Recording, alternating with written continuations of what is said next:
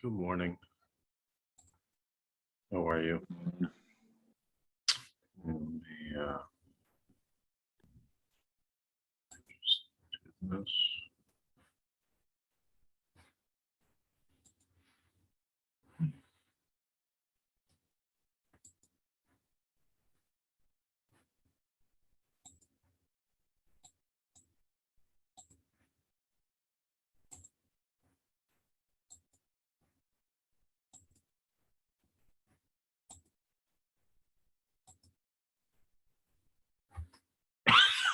Okay.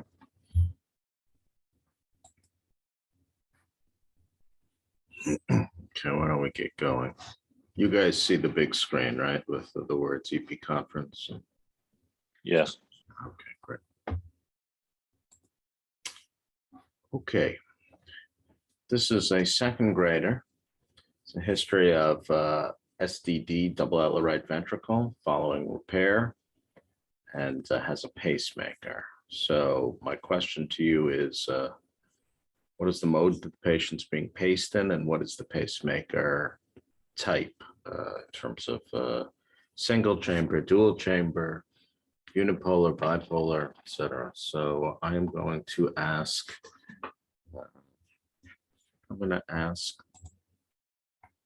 Dr. Babebia, who was kind enough to respond.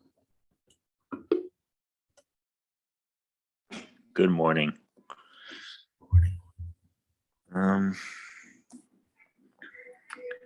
So I see that the spikes of the pacing spikes come before each QRS, basically. Now I'm trying to understand if there's a relationship with the P wave before that to say if it's A-sensed V-paced. Yes, good question. And it seems like no, there is no relationship, because I can see that the interval between the P wave until that spike is different with each beat, and there are some beats when there are no P waves, and still there is a pacing spike before the QRS. So I would say that this is probably a single chamber pacemaker, and it's set at probably VVI of rate of 65. Okay, I agree with all of that. This is a bit of a tricky one, right? Because some of the QRSs do have a P wave that precedes them, but this is just what we would sometimes refer to as isosynchronous beating, where the pacemaker and the atrial rate are kind of at the same time. But you astutely identified the fact that the PR interval is changing. And in fact, in this beat, right, we don't see a P wave at all. Similarly, we don't, it looks like the P wave is basically on time with the pacing spike. Can you tell me if this is a unipolar or a bipolar pacemaker lead? Based on this ventricular lead, I agree with you 100%. The patient is VVI paced, and the rate is 65. And can you tell if it's uni or bipolar based on this electrocardiogram? Yeah, I don't remember how to figure this out, unfortunately. Right. So when a patient, so remember that all pacing is bipolar, meaning that there always has to be a cathode and an anode, that the electrons are going from one to the other. Okay, that's very important. However, in the world of pacemakers, we call a pacemaker lead bipolar if the cathode and the anode are on the same lead at the tip of the lead, so that the electrons are going from one electrode to the other immediately adjacent to one another. If it is, and we call it unipolar, when there is only one electrode at the end, and the electrons are, the cathode and the anode are the distal tip of the lead, and the pacemaker itself so that the electrons are actually traveling a much farther distance from the tip of the lead through the patient's body all the way to wherever the can is, or the pacemaker. But in both cases, right, it's bipolar because you must have a circuit where they're going from one to the other. As you would imagine, in a unipolar system, the artifact on an electrocardiogram is going to be much greater because of the large distance that the electrons are traversing versus going a very short distance between the two electrodes at the tip of a pacing lead. So the presence of these gigantic pacing spikes is very highly suggestive of this being a unipolar pacemaker rather than a bipolar.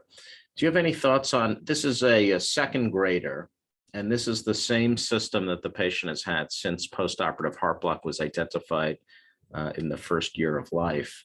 Any thoughts, Sergey, on why a patient might have a unipolar pacemaker versus bipolar? We don't see too many unipolar pacemakers, do we, anymore?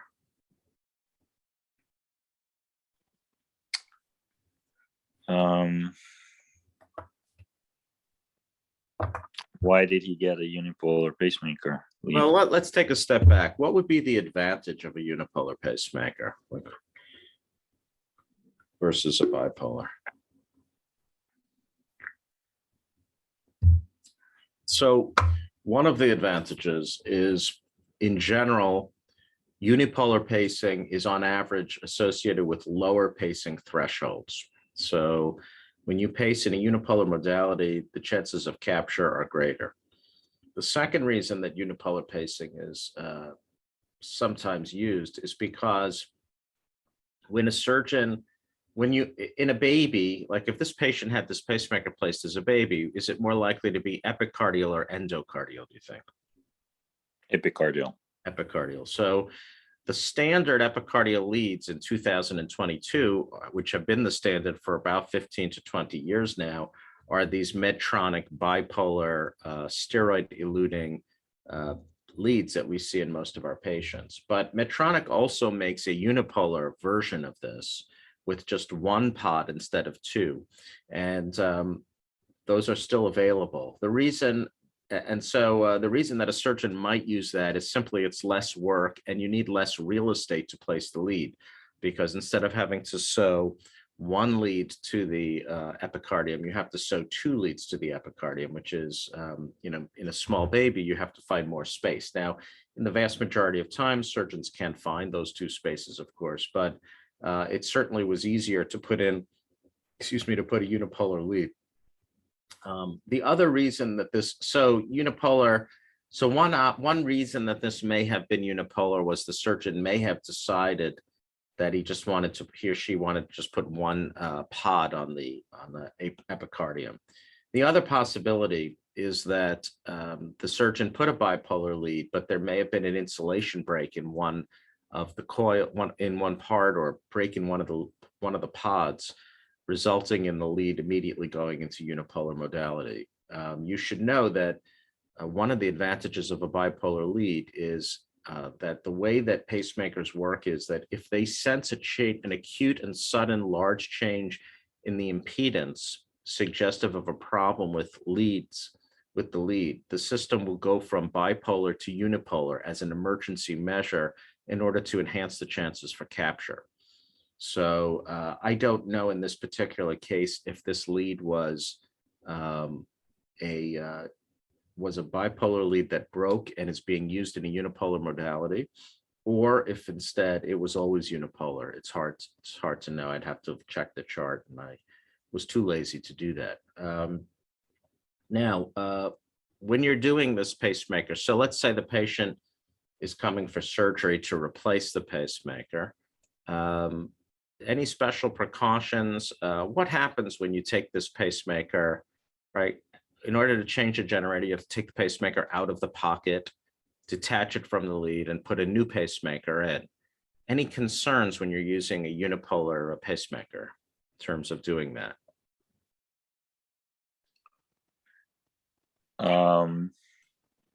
What would happen if you took a unipolar pacemaker out of the pocket, as you normally do when you're doing a generator change. And, you unscrew it and take it off the lead. In that process, any special considerations in comparison with a patient who has a bipolar lead that is being bipolar paced? Well, I guess you won't be pacing anymore, since you're detaching the only lead. Okay, but that would be true of any kind of pacemaker, right? I mean, once you take it off the generator, yes, you will have no pacing. That's true, which is why we always have cables on the table, right? Always are ready to just attach immediately to the permanent lead temporarily while we get the new pacemaker on the field. And we often will test the leads through a programmable stimulator that is outside of the body. But what about just taking the device out of? So you've seen us do generator changes, and we grab the device out of the pocket. It's like delivering a baby section, and we struggle to get it out, and finally it pops out with enough struggle from the pacemaker pocket.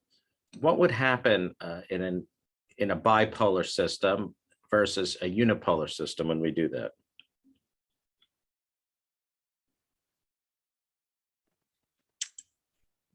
Do you?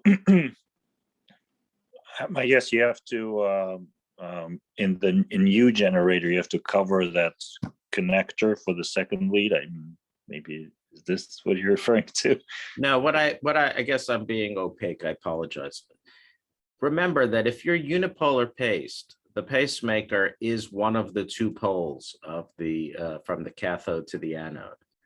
If you take the device out, you will not have pacing because you will lose one of the poles of pacing. So the moment that you pull a pacemaker in a patient who's unipolar out of the pocket and is no longer touching the inside of the pocket, the patient will have non-capture.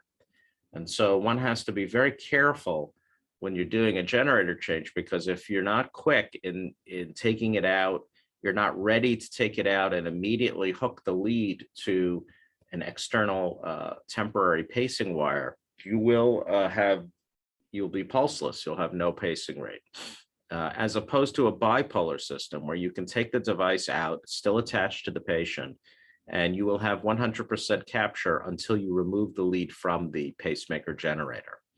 Okay, so typically, the other thing is that you normally, when you're going to pace temporarily through the lead, you typically have to put one of the alligator clips to the old lead and one of them to the pocket itself. So the classic thing to do is to put a retractor or a wheat lantern device inside the pocket, which is touching the inside, and then you clip one of the alligator clips to that and one of them to the lead, so that the patient continues to have contact with the inside of the body, so the lead can continue to pace.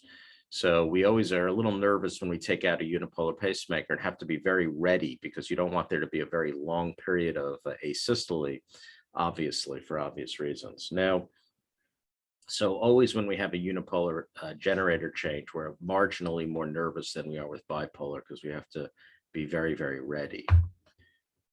The heart rate is 65. Does this mean anything to you?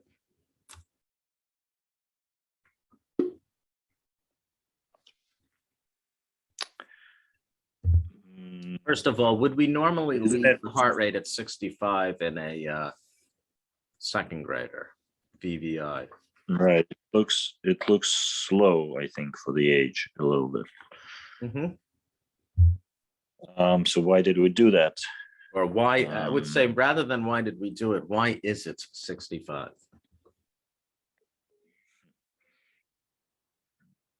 Well, it's 65 because that's our setting on the pacemaker. Okay. Is there any mechanism whereby the pacemaker might have gone to 65 without the doctor, aka me, or Dr. Love, setting it at 65? One of my colleagues suggested that maybe we're trying to conserve the battery. Okay, that's very possible. Certainly pacing at 65 versus say 80 would conserve battery. And if you're doing a generator change, presumably somebody thinks you're close to the end of life of the pacemaker. Battery is close to its end. So yeah, that would be a smart thing to do. So what I'm hinting at here is when pacemaker, in the old days, as you know, we do these telephonic or these, I should say, trans-internet remote checks of our devices. Josie goes through probably 15 to 20 of these every week, if not more. And in the old days, though, so those checks give us tremendous amount of information about the patient, including the battery voltage, the cell impedance, the lead impedance, gives us a really unbelievable amount of data. But in the old days, we didn't have this ability. And so one of the ways that you would know on a remote check of a pacemaker if the patient had reached the elective replacement interval was what the pacing rate was.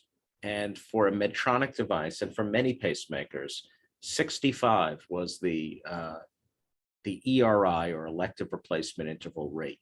So even if you had the patient program, let's say VVIR at 80 to 110, which would probably be maybe a more reasonable heart rate for a second grader, at least during the day. When the battery reached a certain level of voltage, it would immediately switch, and still does, they still do this to this day, switch to 65, which is has twofold reasons. One is exactly what you said, which is by pacing at a lower rate, the device will conserve energy. Second, it's a signal to the electrophysiologist or the cardiologist that the patient has reached the elective replacement interval. In the old days, we didn't have this ability to communicate with the computer of the pacemaker remotely. So what patients would do is we had these services. One of them was a company called Raytel, which was bought out by another company called Philips, and I don't even know if it even exists anymore. But basically, patients would put EKG electrodes on their arms and their wrists and ankles, and then the device would go over the telephone. And there would be a technician on the other side. The patient would make an appointment, like 9 o'clock in the evening on Tuesday, first Tuesday every month. They would do a check, for example. And the first thing that they would do is they would do a single or two lead ECG recording over the telephone using this very rudimentary equipment. And if the heart rate was 65, the guy on the other line knew the particular model of the pacemaker. And based on that, they knew what the manufacturer ERI rate was. So if it was 65, it was 65. Similarly, there was a rate where you put a magnet on it that would also tell you whether you've reached ERI or not. And that still is true in devices. So the fact that we're at 65 is to an electrophysiologist usually is a good sign that you've reached ERI. And when you've reached ERI, typically most pacemaker companies will guarantee proper functioning of the device for 3 more months. And this is why we always tell patients that as long as they're doing their remote checks in the proper intervals, it should never be an emergency that a patient needs to come in to have their pacemaker changed out because of battery depletion. Because if you've reached ERI, but you're checking with some regularity, then we should have plenty of time to schedule an elective generator change. The only time we see people get into trouble is when they're not doing their checks. And what's nice about the new remote checks is that even though Josie may be setting it to say do quarterly checks, if the remote device sees that the patient has reached ERI, it will send us that message, even if it's not on the quarterly check. So anyway, that heart rate of 65, this was in fact a patient who was going for a generator change recently, and this was their electrocardiogram prior to the generator change. So, okay. Dr. Vass, I have a quick question. Yes, Dr. Bonsall of Florida, yes. So if I'm looking at the rhythm strip on the 7th beat, it seems like the QRS has started before the pacing spike. Ah, That's a very interesting observation you have made, Dr. Bonsall. See, now I always thought you should have done EP. It's an interesting question. So what is your question regarding that beat? That's a very, so everybody, let's just point this out. I believe you're referring to this beat here, is that right? Yeah, And actually maybe even this one following too, right? also. Yeah. So what do you think about these two beats? I mean, if the setting, if we are saying the setting is VVI 65, and if the QRS starts at that rate, then shouldn't it be inhibiting and not pacing at this time? Because now our pacing spike is landing on R. And Dr. Bonsall, I am brimming with pride over this very interesting and insightful question. See, there is a reason to come to EP conference. So very, very important observation. So you're right, it should not be pacing there. The reason it's pacing there probably is because, so again, for those in the audience, the reason you're saying that right is because that next QRS is coming in at a rate, is starting at a rate slightly above 65 beats per minute. And so the device should be inhibited. So you're asking the question, is there a problem with the sensing on this device? Am I correctly restating your question? The reason that that's happening is because the pacing wire is placed in a certain location on the ventricle, which is determined by the surgeon. Typically, that's near the bottom of the heart, very far from the AV node. In this particular case, this patient actually had Mobitz 2 heart block, not complete heart block, and did apparently occasionally conduct. And because the lead is so distal on the ventricle, there is depolarization of the ventricle before the impulse reached the pacing lead. And so the reason that the pacemaker is pacing is because where that lead is, it does not yet know that the ventricle has already begun depolarizing.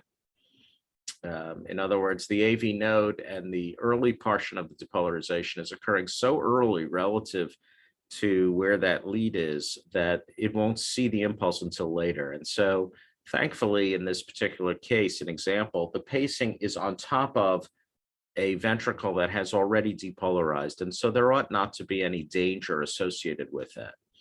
If for some reason the patient had massive scarring in the heart and it took like 200 milliseconds to get to the lower portion of the ventricle, then theoretically a pacing spike could be dangerous in pacing on a T wave. But in this case, this is an example of a patient who has intrinsic activity, but is not sensing the QRS because it is happening too late.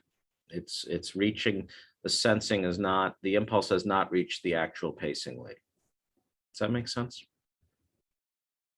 Okay. yeah. Yeah. So the question is, so when you're programming it, Yes. how would you know that it is, I guess maybe because of the history, you would know that this is enough, like in terms when you're setting and checking the thresholds, like if I would be checking and if this happened, I would be concerned, right? So Right. So what you would have to do is you would have to check the sensing, which we've discussed how to do, and make sure that it can sense properly. This patient did have an underlying rhythm. I actually have seen an ECG on this patient when the pacemaker was transiently paused, and what you see is 2 or 3 beats in a row that are conducted, and then 1 or 2 non-conducted P waves. That seems to be what this particular patient would do. And on the conducted P waves, you would assess the sensing, and then you would basically have to maybe do a Holter or whatever just to confirm that all you're seeing is this. The fact is that this pacing is occurring very early into the QRS. So if it's consistently doing that and you're not seeing pacing at a time other than very shortly into the QRS, then chances are that what I'm describing is in fact the phenomenon, that it is not undersensing because of a problem with the lead. It's undersensing because of a location of the lead relative to the natural conduction system. But this is something we do see occasionally. okay, got it. Thank you. Yeah, very, very good question. All right. This is a baby following open heart surgery on postoperative day 10. It's on nasal cannula. And the question I have is, what is this diagnosis, and do we need to treat this? So I'm going to ask Dr. El-Faturi, our resident, if he has any thoughts about this. Good morning. Morning. So That is my thumb at the bottom, in case you're confused. what is it? That's Oh, my yeah. thumb. I'm trying to look at the P waves. Mhm. So I don't see a P wave. Actually, I do see a P wave before. So I'm looking at lead 2. Mhm. The second QRS, I'm not sure if that one is a P wave, the smaller one just before the QRS. Mhm. But then, yeah, on the second QRS on lead 2, I'm not sure if I see a P wave prior to that. But other than that, I'm able to see it with, it looks sinus. So is this a regular rhythm or an irregular rhythm? It is irregular rhythm. Say that again. Irregular, Irregular rhythm. Okay, yes. I agree with that. Is it regularly irregular or irregularly irregular? It looks like regularly irregular. Right, because it does seem as if there's this sort of grouping of 2 beats, a little bit of a pause, 2 Mhm. beats, a little bit of a pause, 2 Yes. beats, a little bit of a pause. So perhaps you can use those observations in informing your answer regarding what Like rhythm you think we are in. like a atrial bigeminy. Yes, exactly. We are in atrial bigeminy. And in fact, I think you astutely identified a P wave here, sinus rhythm P wave, and it's ugly looking P wave, maybe related to congenital heart surgery. But then we have to search in the T wave to see if we see another P wave, and I think we do have another P wave. I think it's sort of buried on top of this QRS. If you look at this QRS, this T wave rather, you don't see the same little extra Yeah. divot there. So I think this is atrial bigeminy, and so I guess the question then is, does one need to treat this or not? How much is the rate? Why don't you tell me how much is the rate? Okay, so let me.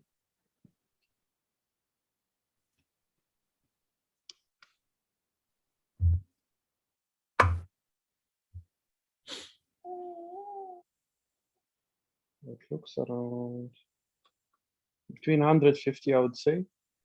On the around faster beats, you mean? Yes. Yes, yeah. Right. So I think, and the patient is how old? The patient is a baby, a newborn, who is less than a month of age on post-op day 10. So I think Let's say for the discussion, this is an arterial switch operation. I just made that up. I don't remember what this patient had. okay.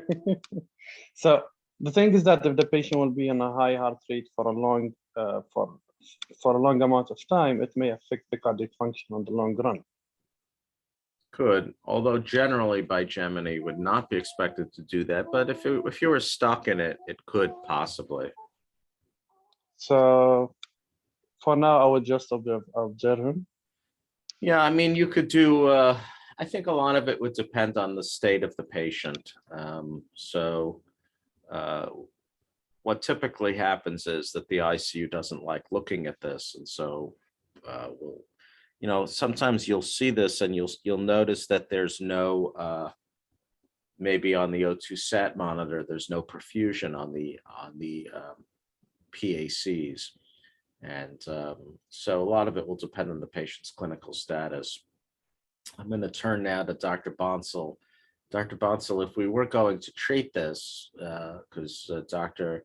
El-Faturi is a little concerned about it, what would you recommend to treat this patient?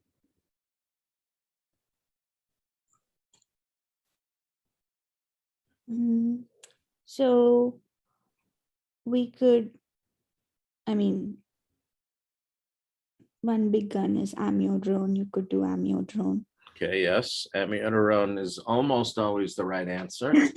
So that's see, you're learning one of the secrets of electrophysiology is that you don't have to know very much. You can just say amiodarone, and you'll be right about 87% of the time, except for long QT syndrome. Never ever give it in long QT syndrome. But okay, you could give amiodarone. You could do beta blocker. Yeah, you could use a beta blocker, absolutely. Any other options? I mean, if it persists and if there are runs of tachycardia,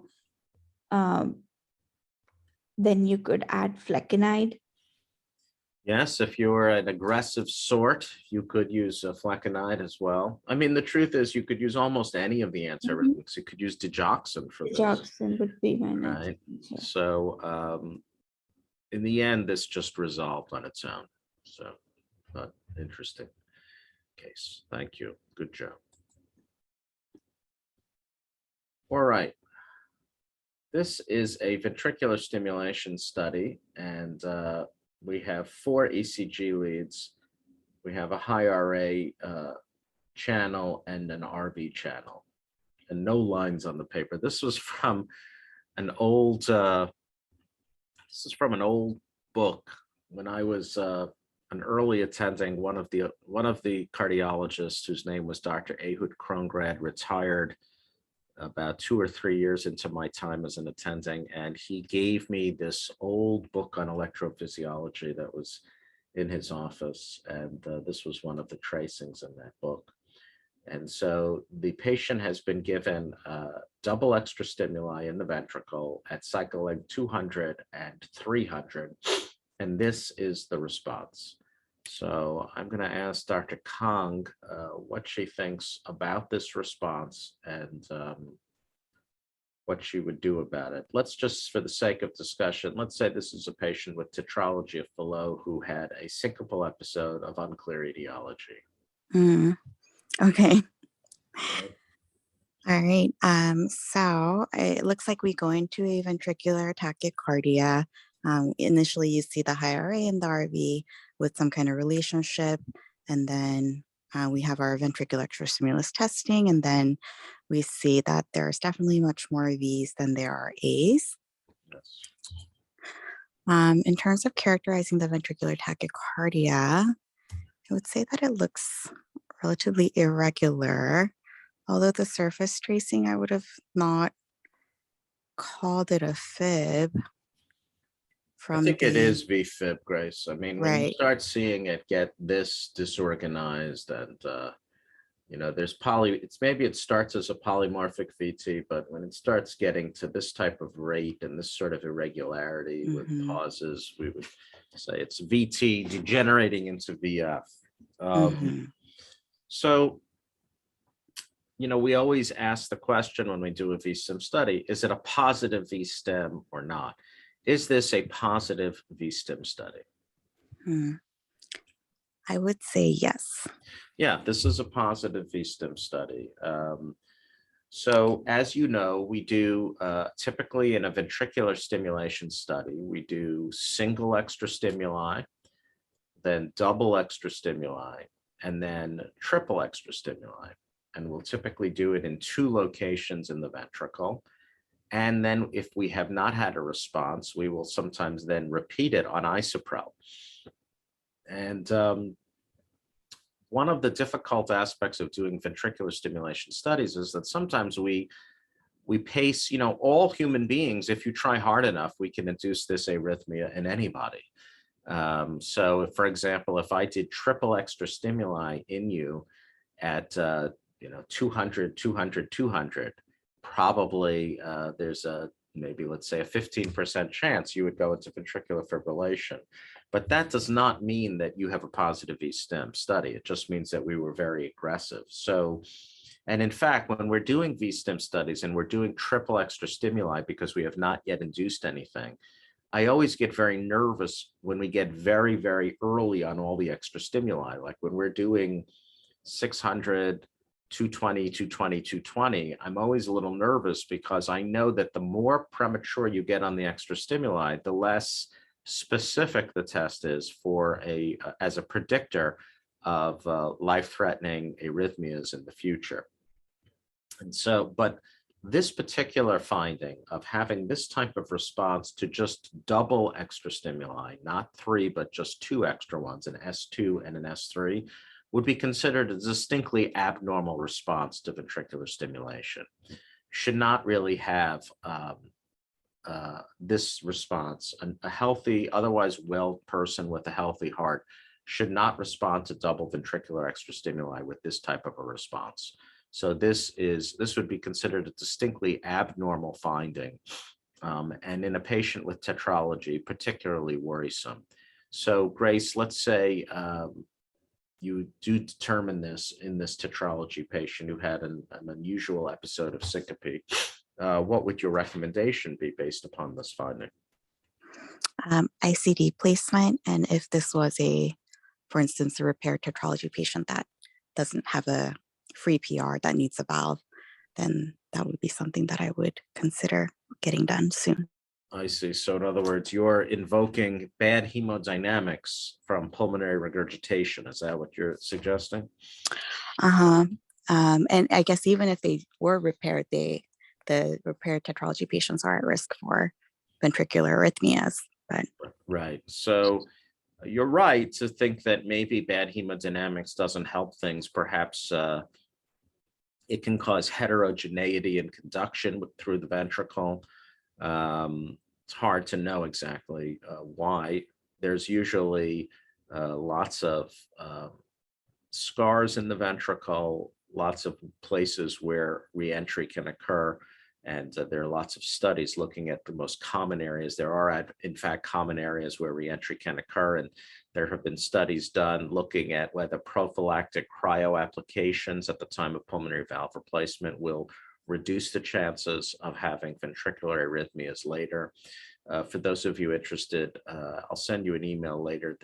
I did a podcast about 2.5 years ago with Dr. Walsh about VT and tetralogy, which is possibly one of the best, if not the best episode of the entire 193 episodes, because he really goes through beautifully his thoughts on 3 different types of VT and tetralogy. But the bottom line is that we could never be sure from ablation in a patient like that with congenital heart disease that the ablation would be effective enough or protective enough to not place an ICD. So you are 100% correct, Grace. We would absolutely, without question, in a tetralogy patient who had this easily inducible ventricular tachycardia and fibrillation, no matter what else we did, an ICD would have to be part of the treatment plan for this type of patient.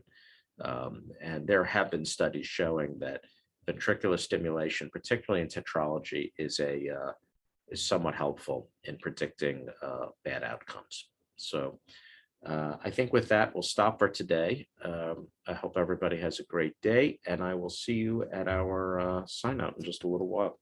Thank you, Dr. Pass. Everybody. Take care. thank you. Thank you. Well, bye-bye. Thank you.